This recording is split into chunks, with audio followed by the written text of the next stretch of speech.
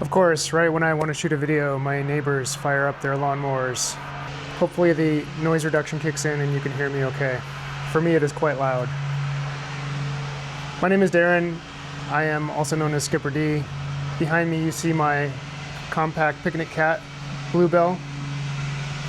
And I have an announcement to make about the Florida 120 for 2026. I will not be participating in the Florida 120, unfortunately. I'm not doing it this year, however, I hope to do it in 2027. So to answer some questions about why I'm not doing it and what I might be doing to prepare for 2027, there are two primary reasons that I'm not participating in the Florida 120 this year. They come down to, one, the boat is not ready. The boat needs some work.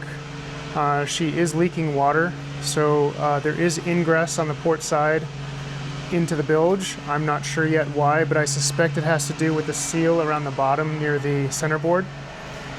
And I have a mechanic who will be looking at that, taking all the screws out and resealing everything and putting everything back together.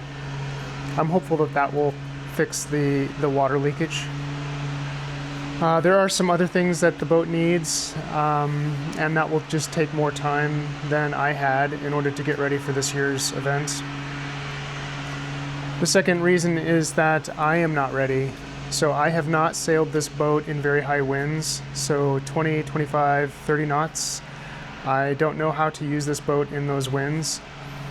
I've rarely sailed in those types of winds, generally speaking, but in this boat in particular, I don't feel comfortable with that, so I want to get experience sailing in higher winds in this boat before I would participate in any sort of multi-day expedition type rally.